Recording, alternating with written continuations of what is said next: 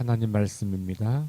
갈라디아서 4장 8절부터 16절까지 말씀을 함께 보겠습니다.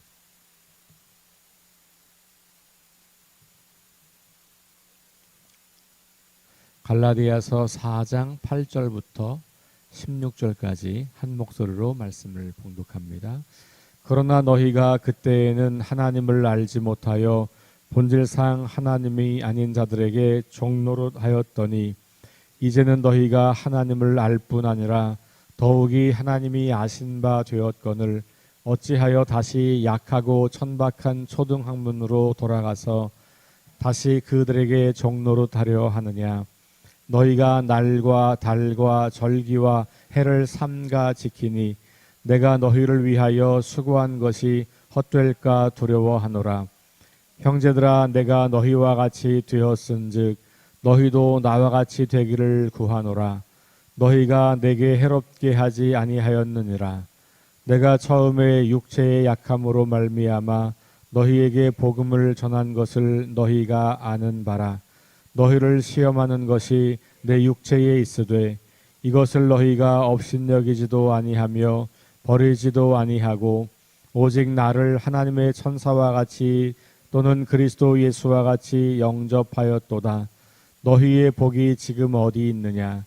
내가 너희에게 증언하노니 너희가 할 수만 있었더라면 너희의 눈이라도 빼어 나에게 주었으리라.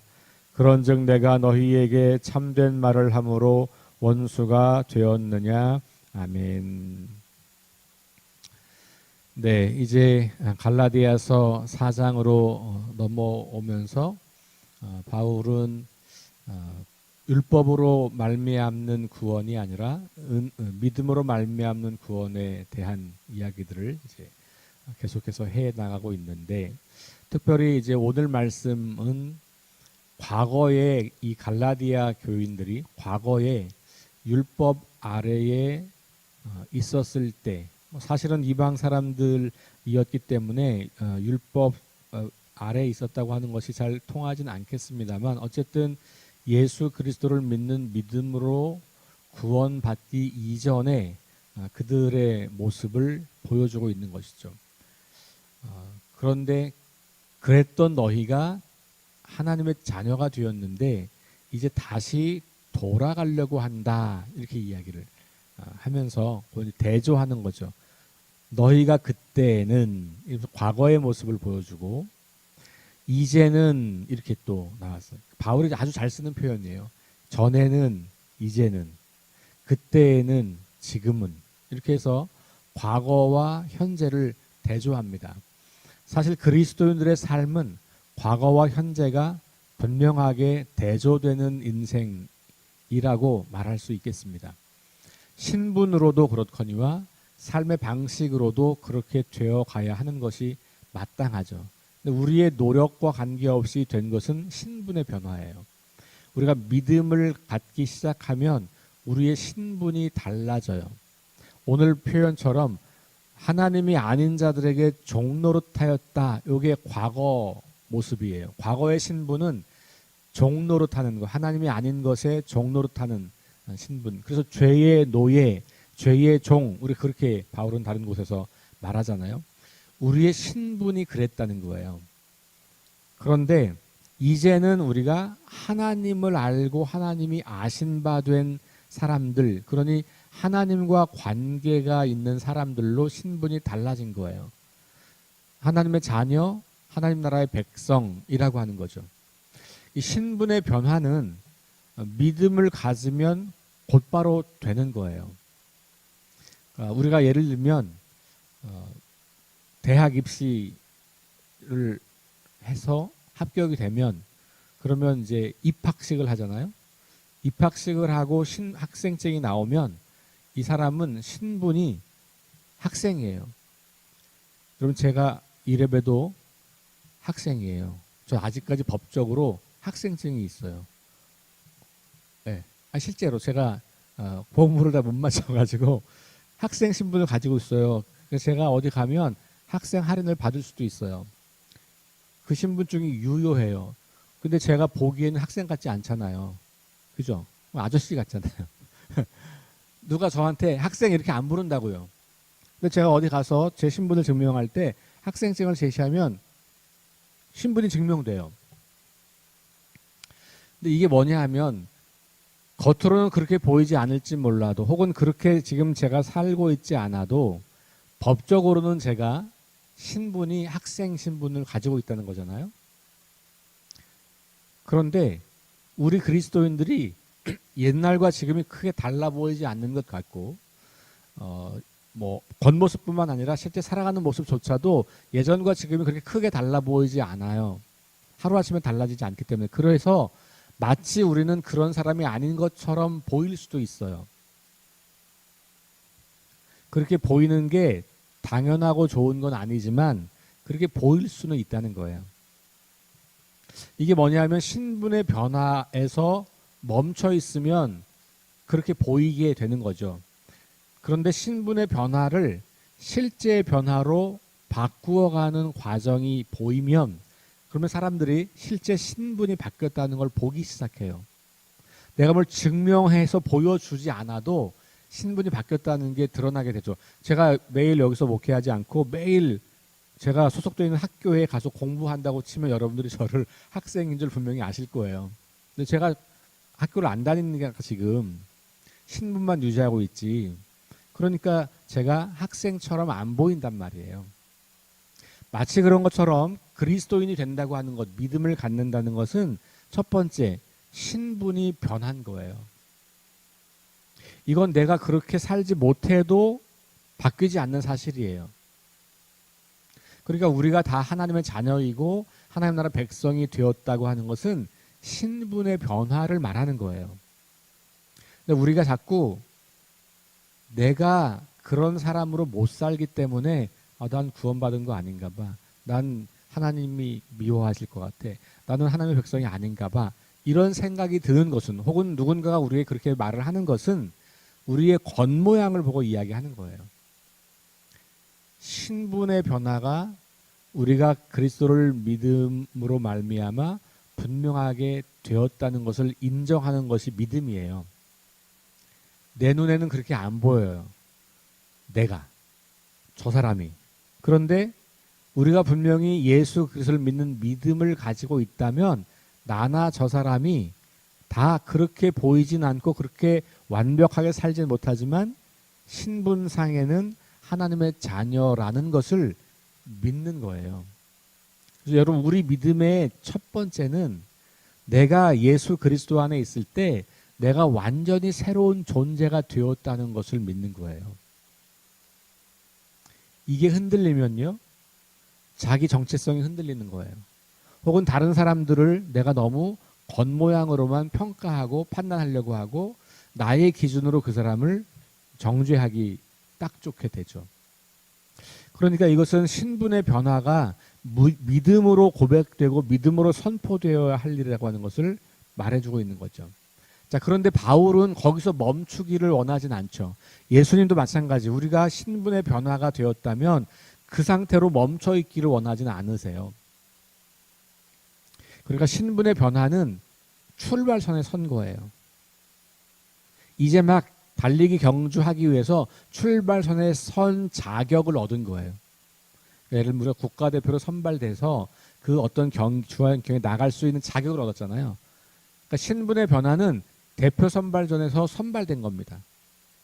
근데 대표 선발전에서 선발한 목적은 뭐예요? 그 경기에 가서 열심히 그걸 준비하고 열심히 그걸 노력해서 그 좋은 열매를 얻으라는 거잖아요. 물론 그 열매라는 게 경쟁에서 이기는 것이 포함되긴 하지만 실은 내가 갖고 있는 기록을 더 앞당겨서 성취하면 순위 안에 들지 못해도 그 사람은 열매를 거둔 거잖아요. 그런 것처럼 예수님과 바울과 이 성경이 우리에게 신분의 변화를 말하는 것으로 종결하지 않고 이 신분의 변화는 너희가 이제 출발선에 선 거야. 이제 자격을 얻게 된 거야. 신분이 바뀐 거야. 그럼 이제부터 너희가 할 일은 그 신분에 걸맞는 열매를 맺고 살아야 돼. 이 얘기하는 거죠. 그러니까 이 두 가지가 떨어뜨릴래야 떨어질 수가 없는 거죠. 본질상. 대표 선발은 했는데 그걸로 끝이라고 말하는 것은 말이 안 되는 거잖아요. 그런 것처럼 우리를 하나님의 자녀 삼으시고 하나님 나라 백성 삼으셨는데 그게 끝이라면 말이 안 되는 거예요. 하나님 나라 백성으로 삼으신 이유가 있고 자녀 삼으신 이유가 있죠. 그게 우리 인생의 의미와 목적으로 전환되면 그 사람은 그 자녀다운 삶을 살려고 애를 쓰는 것이죠. 바울이 볼 때 갈라디아 교회 성도들이 믿음을 가지고 새로운 존재가 되었는데 지금 어떤 사람들이 들어와서 자꾸 이 사람들을 다시 옛날로 돌이키려고 한다는 거예요. 그러니까 바울이 수고하여 땀을 흘리고 복음을 전해서 이 사람들을 복음 안에서 세워놨고 건강한 교회로 세웠는데 바울이 떠나고 얼마 안 되어서 누군가가 와서 이상한 복음을 가르치면서 복음을 왜곡해서 전하면서 이것까지 해야 진짜 구원이 가능할 걸 이렇게 말하면서 유대인들이 그렇게 강조했던 할례를 받아야 되고 절기를 지켜야 되고 식탁 교제를 준수해야 되고 뭐 이런 유대인이 반드시 되어야 하는, 그러니까 다시 말하면 그리스도인이 되었는데 다시 유대인 신분으로 돌아가라고 하는 그런 율법 조항들, 요걸 지켜야만 한다고 주장하는 사람들의 말에 현혹되어서 그들이 다시 그 옛날 상태로 돌아가려고 하고 있다. 믿음의 진보와 성장이 이루어지고 있다가 다시 옛날로 후퇴하고 있다. 바울은 이걸 지금 목격하고 있는 거고 그걸 굉장히 큰 갈라디아 교회의 위기로 보고 있는 겁니다. 그래서 계속해서 그런 이야기들을 하고 있는 거예요. 자, 다시 오늘 8절과 9절을 같이 한번 읽어볼게요. 그러나 너희가 그때에는 하나님을 알지 못하여 본질상 하나님이 아닌 자들에게 종노릇하였더니 이제는 너희가 하나님을 알 뿐 아니라 더욱이 하나님이 아신 바 되었거늘 어찌하여 다시 약하고 천박한 초등학문으로 돌아가서 다시 그들에게 종노릇하려 하느냐. 로마서로 보면 율법으로부터 해방됐다. 이게 복음의 능력이에요. 율법으로부터 해방되고 죄로부터 해방되고 사망으로부터 해방되고 그걸 통칭해서 성령 안에서 해방되었고 이게 로마서 5장, 6장, 7장, 8장의 이야기거든요. 그러면 오늘 여기서도 똑같아요. 본질상 하나님이 아닌 자들에게 종노릇하였던, 묶여 있는 거잖아요. 억압되어 있는 거잖아요. 거기로부터 해방되어서 하나님의 자녀, 하나님을 알고 하나님이 아신 바 된 사람이 되었는데 다시 그들에게 종노릇하려 하느냐, 다시 그 메인 바대로 가느냐. 여기 초등학문으로 돌아간다는 건 뭡니까? 이 초등학문이 바로 율법이잖아요. 율법이 초등교사가 되어서 죄를 깨닫게 하고 죄를 깨닫게 하니까 내가 구원이 필요한 존재네, 내 힘으로는 안 되는데 예수님이 그 일을 하셨네, 그러니 내가 예수님을 믿는 믿음으로까지 이 율법이 나를 안내해주는 역할을 한 거여서 더 이상 이것은 이제 나에게 큰 의미가 없다라고, 그러니까 구원을 받기 위한 조건으로서 더 이상 이것이 작동되지 않는다고 그렇게 말하는 거잖아요. 그런데 이제 다시 그 옛날로 돌아가는, 이 어처구니 없는 일을 지금 경험하고 있다고 바울은 안타깝게 말하고 있는 거예요. 그러면서 그 구체적인 내용을 10절에서 말하는 거예요. 10절이 뭡니까?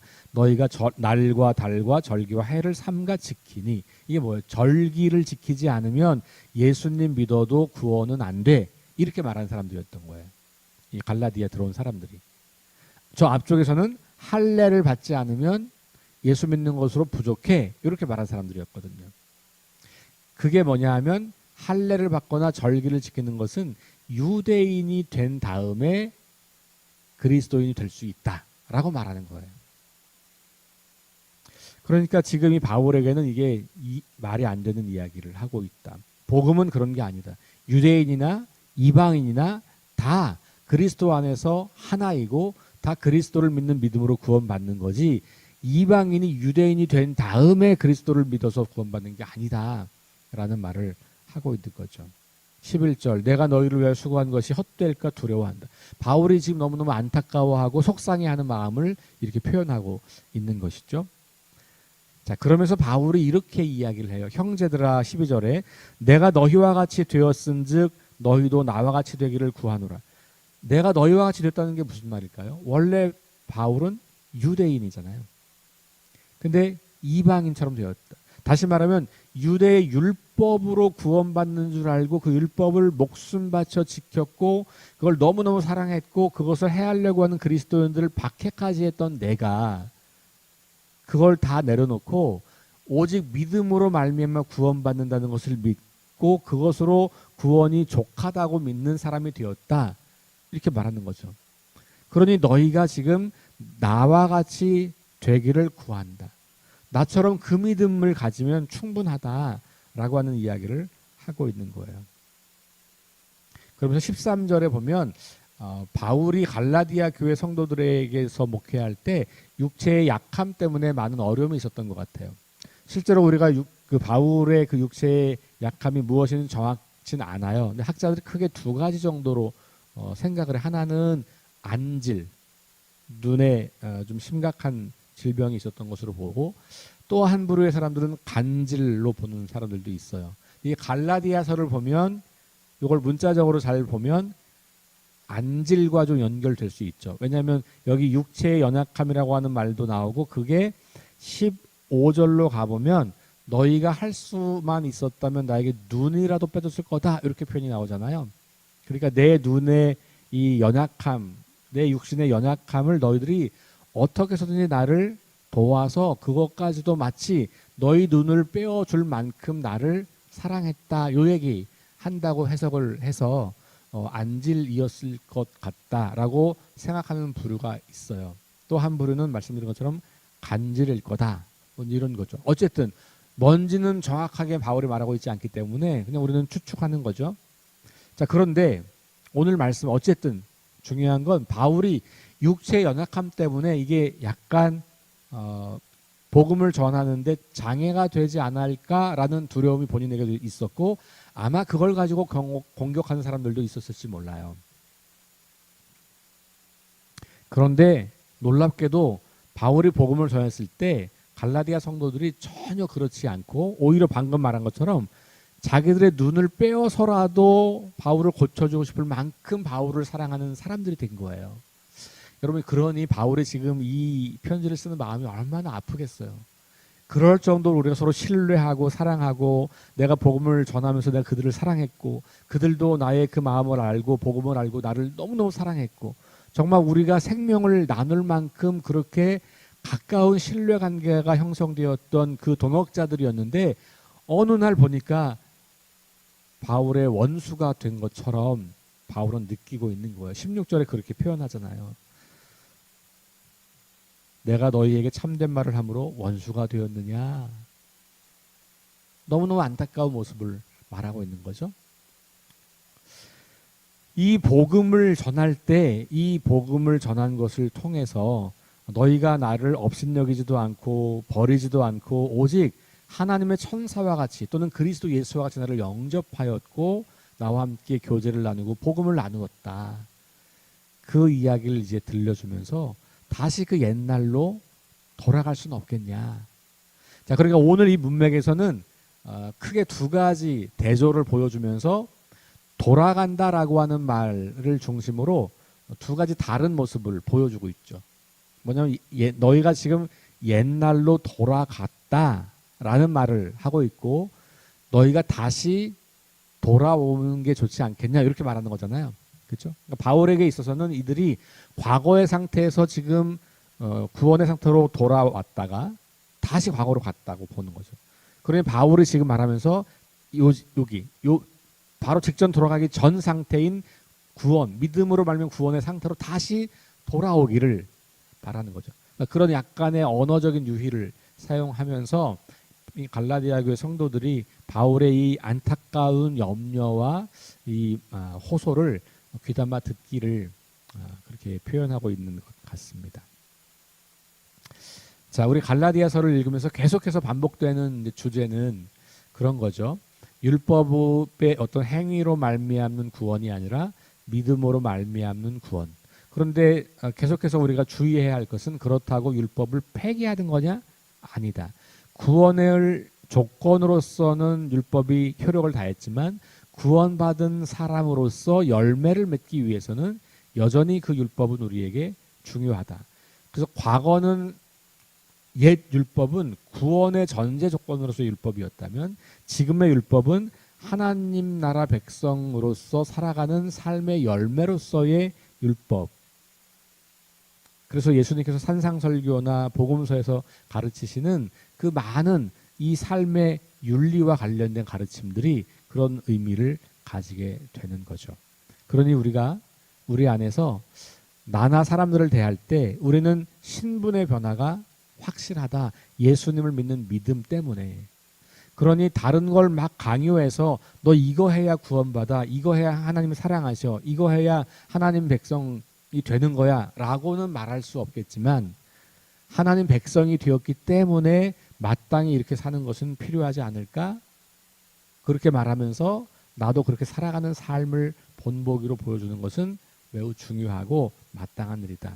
이 두 가지를 혼동하지 않고 순서를 바꾸지 않을 때 우리는 온전한 그리스도인으로 건강하게 자랄 수 있겠다. 그렇게 볼 수 있겠죠. 오늘도 다시 바울의 안타까운 마음, 교회를 사랑하는 이 안타까운 마음을 가지면서 우리도 이 교회가 건강한 복음 위에 세워지고 말씀 위에 세워지는, 그래서 이 땅 한가운데서 지금도 하나님이 행하시고 싶어하는 그 일을 잘 수행해 나가는 그런 저와 여러분 우리 석교교회가 될 수 있기를 주의 이름으로 축원합니다. 기도하겠습니다.